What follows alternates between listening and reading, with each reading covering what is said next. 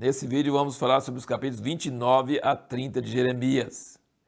Uma coisa que não comentamos no vídeo anterior, sobre os capítulos anteriores, de 26 a 28, é sobre como que Jeremias tinha uma palavra politicamente incorreta, sabe? Totalmente ao contrário do que tinha o conceito do povo naquela época.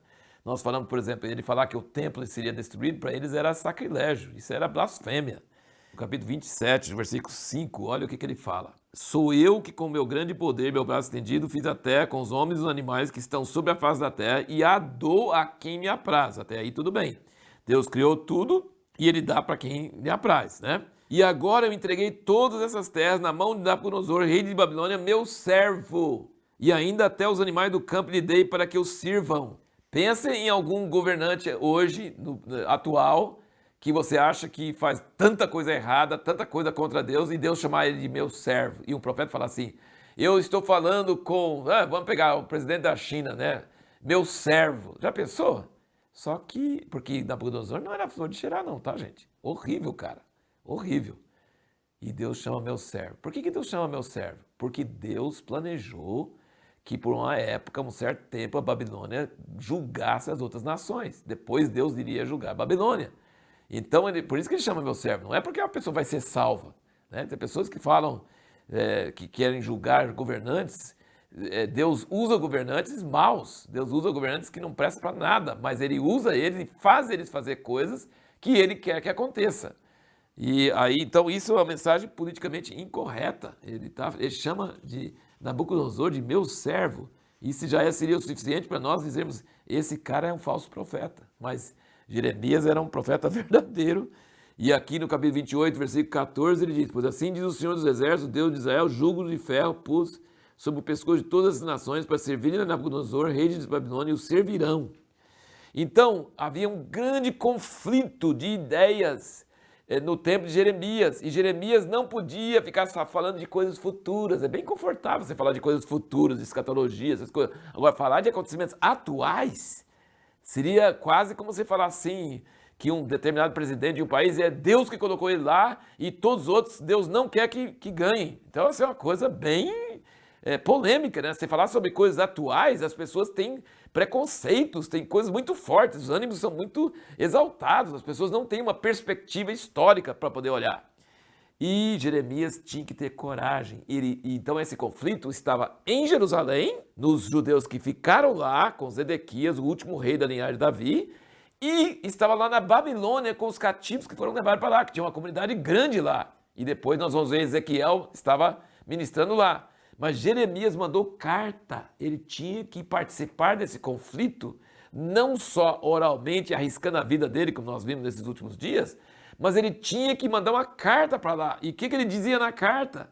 Ele dizia, constrói casa, vai demorar, casa, tenha filhos. E o versículo 7 do 29, procurai a paz da cidade, para a qual vis que fossem levados cativos, e orai por ela ao Senhor, porque na sua paz vós tereis paz.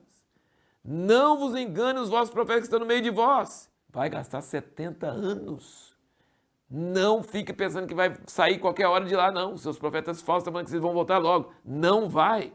Veja bem, nós pergunto no último vídeo, por que não podemos copiar as orientações que Deus deu no passado ou que deu para outras pessoas? Porque Deus tem uma palavra específica para cada hora. Então, nesta hora, ele falou, ora pela paz da Babilônia.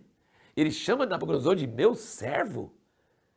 Se isso não é politicamente correto, tá? Isso não é religiosamente aceito. Na época de Jeremias era coisa terrível.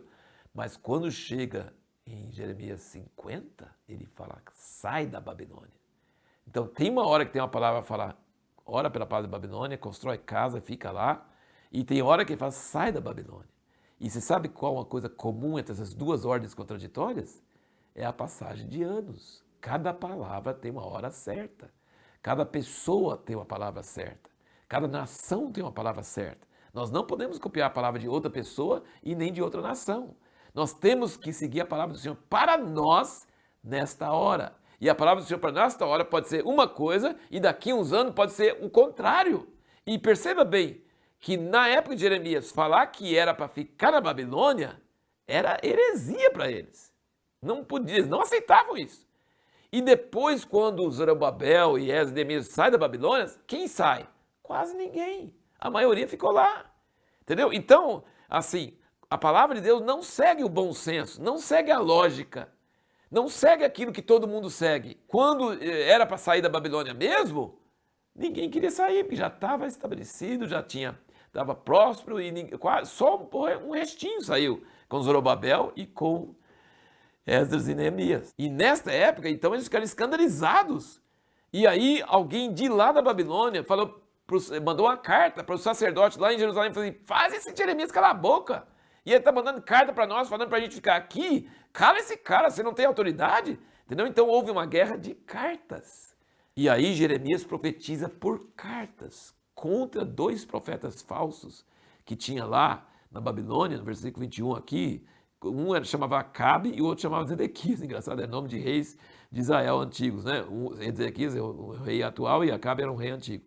E ele falou, eis que os entregarei na mão de Nabucodonosor, rei de Babilônia, ele os matará diante dos vossos olhos, porque fizeram insensatez em Israel, cometendo adultério com as mulheres de seus próximos, anunciando falsamente meu nome, palavras que não lhes mandei. Ele falou que Nabucodonosor ia queimar eles no fogo e eles iam virar palavra de maldição. Olha que coisa terrível. Então Jeremias viveu numa época muito forte, onde ele tinha que impor a palavra de Deus e tinha que contradizer a palavra de falsos profetas, que estavam falando coisas erradas no nome do Senhor. E aqui também nós encontramos profecias bem parecidas com as profecias de Isaías, que nós acabamos de ler, bem na mesma linha. Aqui no capítulo 29, versículo 11, ele diz, pois eu bem sei os planos que estou projetando para vós, diz o Senhor, planos de paz e não de mal, para vos dar um futuro e uma esperança. Então me invocareis, e ireis e orareis a mim, e eu vos ouvirei. Buscar-me-eis e me achareis quando me buscar de todo o vosso coração. E serei achado de vós, diz o Senhor, e farei voltar os vossos cativos, e congregar-vos-ei de todas as nações, de todos os lugares para onde vos lancei, diz o Senhor, e tornarei a trazer-vos ao lugar de onde vos transportei. E no capítulo 30, no versículo 2, ele diz assim, diz o Senhor Deus de Israel, escreve num livro todas as palavras que te falei. Se ele não obedecesse a escrever num livro, nós não teríamos um livro de Jeremias. Olha que coisa importante. Escreve num livro todas as palavras que te falei, pois eis que vem os dias, diz o Senhor, em que farei voltar do cativeiro meu povo Israel e Judá, diz o Senhor, e tornarei a trazê-los até que dê a seus pais e a possuirá.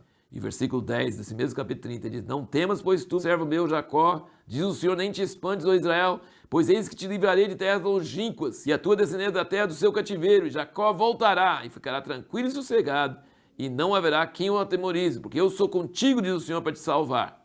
Então, se você lê esses versículos assim, para alguém, se lê para mim mesmo, se lê esses versículos aqui, e não falar de que capítulo está lendo, e alguém pensa, me fala de qual profeta da Bíblia eu li esses, e eu ia falar aqui de Isaías, porque é igualzinho Isaías. Só que Isaías profetizou muitos anos antes, tá? E Jeremias é totalmente diferente do que Isaías em termos de temperamento, em termos de ênfase da palavra profética que ele tinha que dar e tudo, mas só que a palavra sobre o futuro, sobre o retorno dos cativos de Israel, é a mesma palavra. Deus está falando assim, eu vou trazer vocês de volta para a terra de onde vocês saíram. Mesmo que ele está falando sobre o cativeiro e que vai ficar muitos anos, vai ficar 70 anos, mas ele está no meio dessa situação.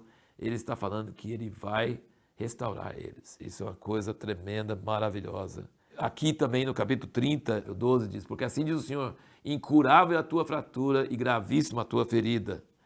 No versículo 13, não há quem defenda a tua causa, para a tua ferida não há remédio nem cura. E versículo 15, porque gritas por causa da tua fratura, tua dor é incurável. E depois, no versículo 17, pois te restaurarei a saúde e te sararei as feridas, diz o Senhor. Então, essa ferida é incurável naturalmente falando, mas Deus vai curar, Deus vai restaurar Israel, Deus vai estabelecer um reino de paz sobre a terra, a partir de Israel vai ser uma coisa maravilhosa, e é isso que todos os profetas falam. Glória a Deus por isso, nessa promessa maravilhosa. A pergunta que nós vamos responder no próximo vídeo é, se a Bíblia fosse um hino, qual seria o seu refrão?